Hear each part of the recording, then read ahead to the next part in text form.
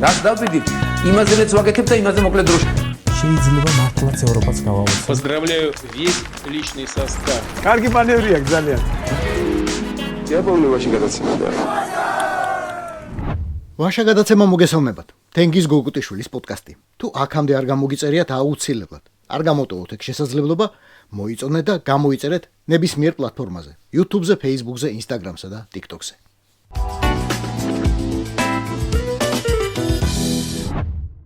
ირაკლი კობახიძის პრემიერ-მინისტრობას ვფიცავ. პროჭორულელთა განცხადებების უმრავლესობა ყურადღების ღირსიც არაა. ნამეტანი პატივია მაგათთვის. მით უფრო ეგრეთ წოდებული ფაქტ-ჩეკინგი, ანუ ფაქტების გადამოწმება. ეგენი რომ აბრეხვებენ ხოლმე.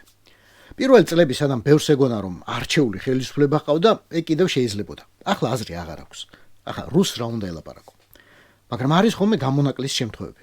მაგალითად, ვინმე კვირცხალიას ბოჟიალი პარლამენტად წოდებულ დარბაზში, სადაც ეს კაცი მგონი უმრავლესობის ლიდერად ითვლება ახლა. სულ 2 წუთი უნდა დავხარჯოთ, რომ ფაქტების ფაქტიურობა გავარკვიოთ და მერე მივაკვლიოთ პირველ წყაროს, ვინ დაუწერა ეს ტექსტი ამ პატივცემულ გვამს, რომელიც ფურცელს თვალს ვერ აშორებს. სიტყვა წერტილმძიმე რომ არ შეეშალოს. შვედეთმა გამოთქვა შეშფოთება საქართველოში მიმდინარე პროცესებთან დაკავშირებით. და ერთ-ერთი იყო იმ 24 ქვეყნიდან, ვინც საქართველოში თითქოს და ადამიანის უფლებათა შესაძლო დარღვევის შესახებ მოსკოვის რუსული მექანიზმის ამოქმედებას დაუჭირა მხარი. ფაქტი ნომერი 1. შვედეთმა შეშფოთება ნამდვილად გამოთქვა და ნამდვილად შეუერთდა იმ ქვეყნების სიას, რომლებმაც ეუთოს მოსკოვის მექანიზმის ამოქმედება მოითხოვეს.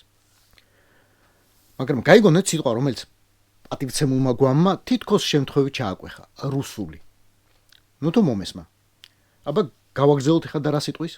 მიუხედავად ამისა, იქიდან გამომდინარე, რომ საქართველოში ადამიანის უფლებები იმაზე უკეთაა დაცული, ვიდრე მოსკოვის რუსული მექანიზმის ამოქმედების ინიციატორი ქვეყნების დიდ ნაწილში, ხაზნასვით ვაცხადებთ, რომ არავისთან არაფერი გვაქვს დასამალი, შესაბამისად ჩამოვბრძანდნენ ეუთოს წარმომადგენლები და იკვლიონ რაც სურთ და რამდენ ხანსაც სურთ.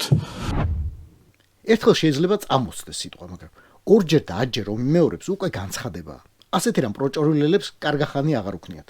სიტყვა რუსულის გამოყენებას გულისხმობ ნეგატიური კონოტაციით. და რის თქმა უნდა ახლა ამ პატივცემულ გვამს, რომ შვედეთი რუსული, ანუ ბოროტი ძალის წარმომადგენელია. ისევე როგორც განცხადების ხელმომწერი 23 სხვა ქვეყანა: ავსტრია, ალბანეთი, ბელგია, ბოსნია და ჰერცეგოვინა, კანადა, ჩეხეთი, ესტონეთი, ფინეთი, გერმანია, ირლანდია, ისლანდია, ლატვია, ლიხტენშტაინი, ლიეტუვა, ლუქსემბურგი, მოლდოვა, მონტენეგრო, ნიდერლანდები, ნორვეგია, სლოვენია, უკრაინა და გაერთიანებული სამეფო. ესენი არიან რუსები. პროჭორულელი კვირცხალია და ვიღაცა მისი ხაზეინი რუსი ოლიგარქი კი ადამიანის უფლებათა და დემოკრატიის მანათობელი ვარსკვლავები არიან ცისკაბადონზე. პროჭორულელთა არსენალში ეს არის უკანასკნელი იარაღი. როცა თავის ოპონენტებს აბრალებენ ხოლმე რუსობას.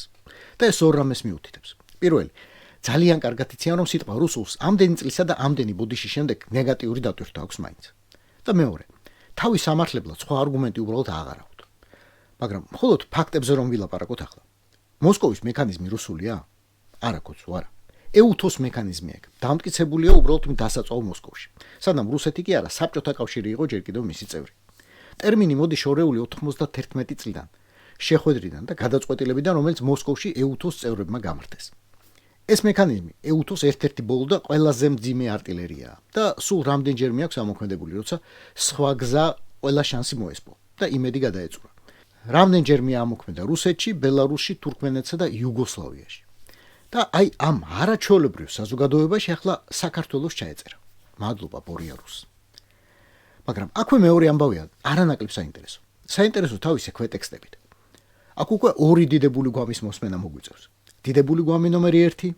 შემაშფოთებელია ის ფაქტი, რომ თქვენი ქვეყნის დიდ ქალაქებში გაზრდილია ორგანიზებული დანაშაულის რისკის დონე და ზოგადად შვედეთში გაზრდილია კრიმინალის მაჩვენებელი.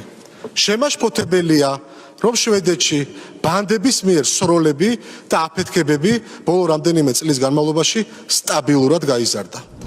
პატივცემული გვამი გვარად კვირცხალი ამას ეუბნება შვედებს. ველური დასავლეთი ხართო. განგსტერების ქვეყანაა. საერთოდ როგორ ხართ გადარჩენილები აქამდე, ვინც ჯერ კიდევ მან ცხოვრობდო და საიდან მოიტანა ეს? ვინ დაუწერა იმ ქაღალდზე და ვინ უთხრა რომ სიტყვა სიტყვით ჩაარაკრაკე, ემან არაფერი გამოგჭესო. ამისთვის ერთ დოკუმენტში უნდა ჩავიჭრიდოთ. რუსულენოვან დედანში. შვედეთის პოლიციის შეფასებით, ეროვნული სამართალდამცავი სისტემის მთავარი საფრთხე ძალადობის ეპიდემიაა. ზოგიერთი ანალიტიკოსი ამას განიხილავს შვედეთში კრიმინოგენური ვითარების ზოგადი გაუარესების კონტექსტში, როდესაც ფაქტიურად ყოველდღე ხდება კრიმინალური გარჩევების სრულითა და აფეთქებებით. ამასთან სტოკჰოლმი ღიად აღიარებს, რომ ვერ აკონტროლებს ვითარებას. ახლა ამ დოკუმენტის სახელწოდებაც უნდა გაჩვენოთ. ზოგიერთ ქვეყანაში ადამიანის უფლებების მდგომარეობის შესახებ. რუსეთისა და ბელარუსის საგარეო საქმეთა სამინისტროების ერთობლივი მოხსენება მოსკოვი, მინსკი 2025 წელი. თუ აქამდე არ იცოდით ამ დოკუმენტის არსებობის შესახებ, ბევრი დაგიკარგავთ. იმიტომ რომ არ გცოდნიათ საიდან საზრდოობს პროჭორულელთა ესეთი ანტიდასავლური შიზოფრენია. დიდწილად. თორემ სხვა წყაროებს რა თქმა უნდა აქვთ. მაგრამ ამ შემთხვევაში, აი ახლა კონკრეტულად შვედების ლანძღვა ნაღდად რუსულიდან თარგმნილი ბოდოა, საგარეო საქმეთა სამინისტროების მოხსენებად სახელდებული. ჩემი გჯერათ? თუ არ ჯერათ, წავიწიო წინ და შემდეგი მაგალითი. იქნებ დაგვეხმაროთ და განგვიმარტოთ თქვენს გავსად, ჩვენ შეცდომაში ვართ შეყვანილი, თუ თქვენს ქვეყანას ნამდვილად აქვთ ის პრობლემები და გამოწვევები, რაზეც ხმამაღლა მიდის საუბარი. მაგალითად, ჩვენ შეშფოთებულები ვართ, რომ ბოლო პერიოდში შვედეთში უკიდურესად არის გაზრდილი დისკრიმინაციული და სიძულვილით მოტივირებული დანაშაულებები. ახლა ჩავხედოთ დედანს. 2024-სა და 2025 წლის დასაწყისში ადამიანის უფლებათა დაცვის მდგომარეობა შვედეთში, რომელიც ცდილობს თავი ავტორიტეტულ ჰუმანიტარულ სახელმწიფო წარმოაჩინოს, ძირეულად არ შეცვლილა. 2023 წელს შვედეთის ადამიანის უფლებათა ინსტიტუტის მიერ ჩატარებული გამოკითხვით, რესპონდენტთა 47%-მა განაცხადა, რომ ქვეყანაში ადამიანის ზოგიერთ უფლებას საფრთხე ემუქრება. მაღალი რისკის ჯგუფებად დასახელებულები არიან მიგრანტები, რელიგიური და ეთნიკური უმცირესობები. პროჭორულელებს ერთი უნდა დაუფასოთ. ხროვად უცებ იქცევიან. რაც უნდა დეგენერატობა თქვას, ვინმემ არ არსებობს ვარიანტი, მე არ გააბრავა. იმიტომ რომ ხროვაში, ანუ ცხოველთა სამყაროში, უკან და ხევ არის სისუსტის ნიშანი. შეგჭამენ. ასე პატივცემულ პირველ გვამს მეორე დღეს კერდით და არარსებული შუბლით გადაეფარა. პატივცემული გვამი ნომერი 2 ახლა. როდესაც შვედეთი ცდილობს ჩვენს მენტორობას და ცხვირაწეული გვესაუბრება ჩვენ და ჭკუას გვასწავლის რაღაც მიმართულებებით, ვერ გავიგე რატო უნდა ვასწავლებინოთ ჭკუას ხვებს და რატო უნდა მივუთითოთ ხვებს იმ ხარვეზებზე, რომელიც მათ ქვეყნებში არის. რა ეშველება ახლა ამ შვედეთს? სულ წავიდა ხელიდან. და თუ არის რამე შანსი გადარჩეს და გადაარჩინოს ადამიანის უფლებები, ეკონომიკა, ჯანდაცვა, ბორის ივანაშვილისა და მისი ერთგული რაზმების ბრძნული რჩევა დარიგებით მაინც. გვაშფოთებს ეკონომიკური სტაგნაცია თქვენს ქვეყანაში და ფაქტი, რომ შვედეთის ეკონომიკა მაღალი ინფლაციის, სუსტი შიდა მოთხოვნის და საყოფაცხოვრებო ვალების გამო სირთულეების წინაშე დგას. ასევე შემაშფოთებელი ფაქტია, რომ სამწუხარო თქვენს მოქალაქეებს ხანგრძლივი ლოდინი უწევთ მკურნალობის მისაღებად.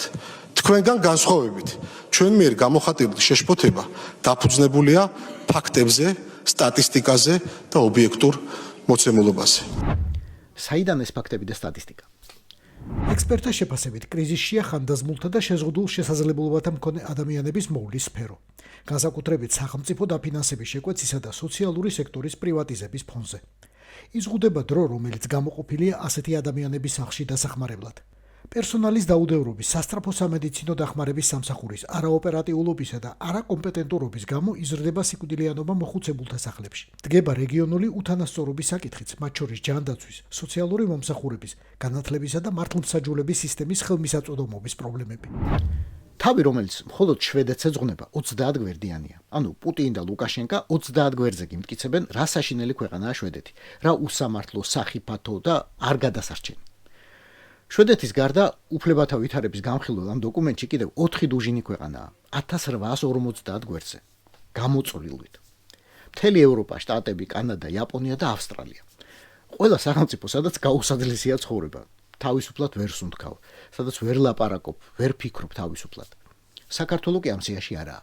საქართველო რუსეთისა და ბელარუსის აზრით სამაგალითოა დემოკრატიითაც, ადამიანის უფლებათა დაცვის სტანდარტითაც, სიტყვისა და რწმენის თავისუფლებითაც, ეკონომიკური მდგომარეობითაც, მართლმსაჯულებითაც და ყველა სხვა სიკეთითაც.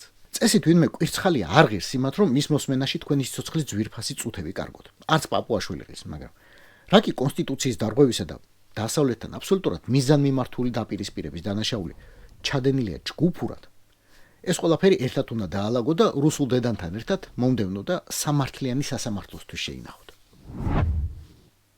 ეს იყო ვაშა გადაცემა თენგის გოგოტიშვილთან.